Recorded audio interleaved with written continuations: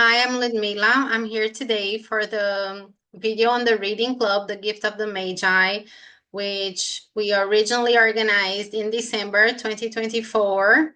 Yes, and if you're reading the book or the story later, and if you need to contact us, yes, I'll be happy to talk to you, to give you feedback. Yes, so feel free to reach out. I'll link all the files, everything below in the description. Yes, everything you need to fulfill the tasks. And all right, let's start. Let's start. First thing here is it's what the most beautiful book cover. Yes, that I found for this book is this one. This I don't think it's available anymore. I don't think you can actually buy of the book with this cover anymore. But well, it's beautiful anyway, and the illustration shows the long hair, which is an important feature in the story, as this is the main character, Della. In fact, there are two main characters, Della and her husband, Jim.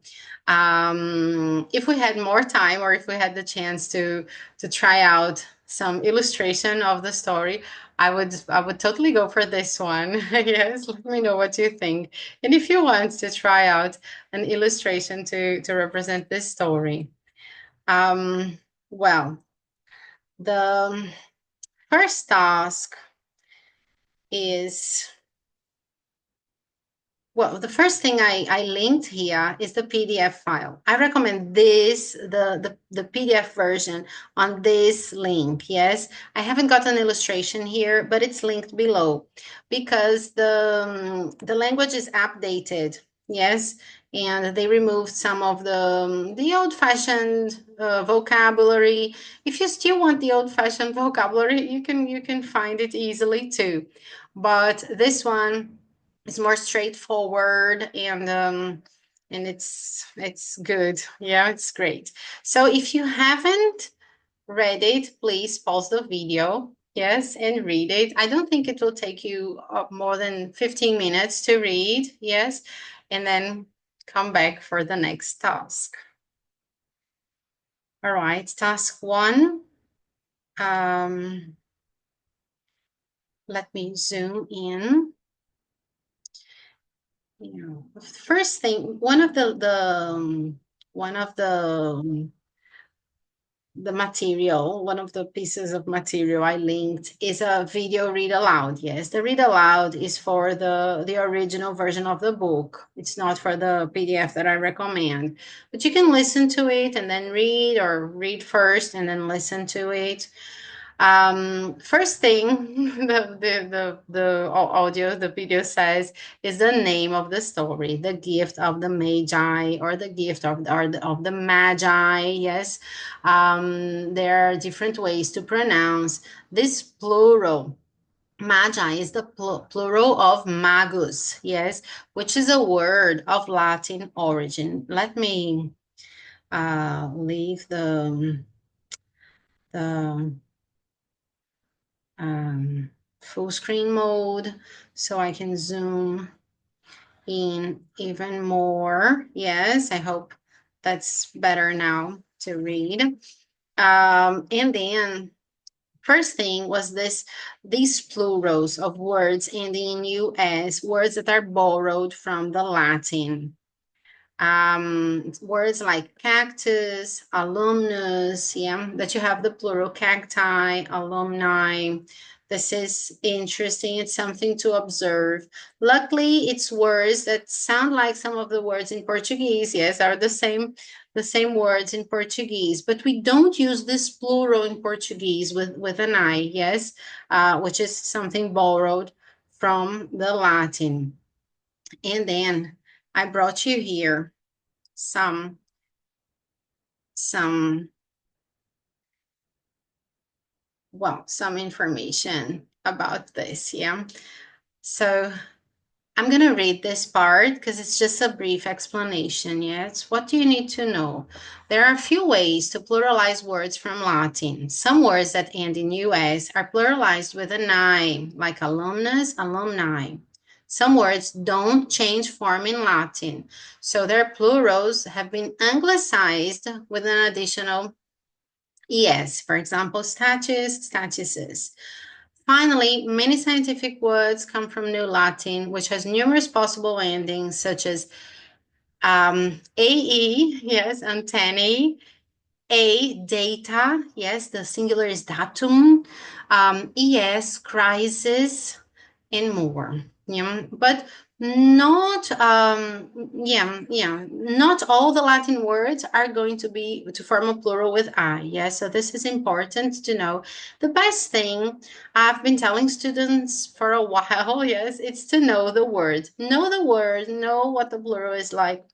And if you need to guess, because based on a similar word, you're going to have the elements. But the best thing, the safest thing is to know the word, especially if you're using it, if you're giving a talk, or if you're going to speak. Yes. If you're going to prepare your speech, yeah, it's better if you check the specific word you're using. Here we have a list of words with two forms of or two plural forms, yes, cacti or cactuses, yes, fungi or funguses, and so on. So uh, there's also this in English, yes, we're Portuguese speakers, and usually we have one correct form and the others are not correct. But in English, sometimes we have possibilities of correctedness, yes. So and well, it's good to know this because sometimes it's more comfortable to form the plural if it's anglicized. Yes, it's more comfortable to say cactuses than cacti. Yeah. So here we have this list. And then, well, in the sources, yes, I'm gonna link them below. Yes, this is from a blog. This blog is so interesting. Yes, they have more examples, and this is from a dictionary that I've been using a lot. They have so much, the Merriam-Webster web page. Yeah, so I recommend it. And then task 2. Task 2 was a different kind of thing. The first task 1 was pronunciation, vocabulary. Yeah. Task 2 is the subtle indications of a character. Yes. Let's read it. Yes. Read the extract highlighted below aloud if you feel comfortable. So I also took the opportunity to ask you to practice some pronunciation.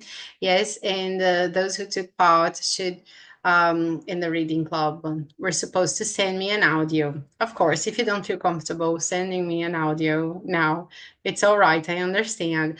But at least try to read it aloud. Yes, especially after reading after listening to the read aloud, yes, watching the video. This is from the original. Yes, it's not from the PDF. In the PDF it's a little simplified, so this extract here is from the original. um, so read aloud, send to me. Then in a short paragraph, let me know what is your impression of Madame Sofronie. Yeah, we have highlighted here the scene in which, all right, if you haven't read before reaching the spot, yes, because this is a spoiler. She sells her hair, right? Her beautiful long hair. And this is her conversation with the lady who buys hair, Madame Sofronie. Yeah, so there are some subtle things for us to notice here. Yeah. One is that the name Sophrony is a name of Greek origin, that in English, these Latin names, Greek names, they sound sophisticated, yes. And the lady who buys hair tries to sound sophisticated, but she's actually not, yes. She's in the business of buying hair, and she's quite a simple woman, yes. We can see that when he says, Madame, large, two white. This is physical description, yes. And Chili, well, uh, describing her character, hardly looked the Sophrony. This expression, if you hardly something, you almost note, yes, it's almost negative. So she didn't look the Sophrony. She didn't look sophisticated as her name suggested. We have another hint here which is when she speaks, yes, Dell asks, will you buy my hair? And she answers, I buy hair. Take your hat off and let's have a sight at the looks of it. This way of speaking, the your pronounced as your, yeah, also give this way of speaking gives us the idea that she's a simple person. Yes, it's not a sophisticated way of speaking. And then this scene is an important one. Yes. Okay. So this was task 2. Then let's move on to task 3. Oh, this is nice.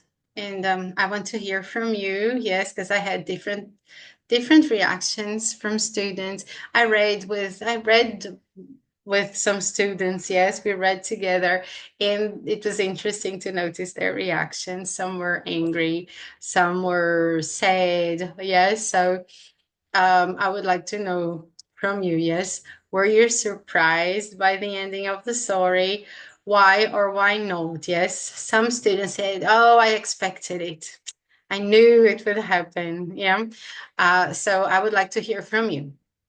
This question is a simple question to answer, and it's a chance to to write something your opinion, that's your opinion, and to write simple arguments, yes, to justify it. So it's it's the kind of question that's always in tests, or it's the kind of situation that you need to do sometimes, no, to justify something, to explain something, something simple, something practical, yes, something um quite simple. So it doesn't need to be, oh, the language can be a simple kind of language. One paragraph is enough. And then we move on to task 4, which was the discussion question. Yes, the one that I meant to use in class. Yes, in the speaking class, which is um, the message of the story, no, being a Christmas sort of story, yes, and the holiday season nowadays, what presents, mean, what gift giving, what it means for us today. And something I noticed is that after reading this story, students often have another story, another Christmas story to recommend, and they're usually really good suggestions. So I want to hear from you, and to hear about this habit of gift giving, how you feel about it.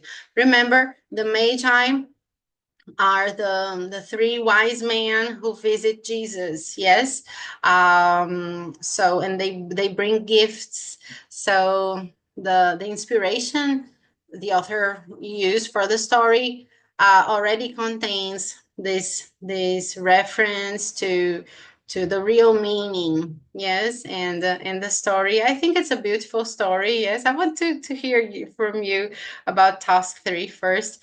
But yeah, if you feel like some of the students who missed, they're bringing to their individual classes this discussion, so I'm open to discussing it with you, to having our conversation class about it.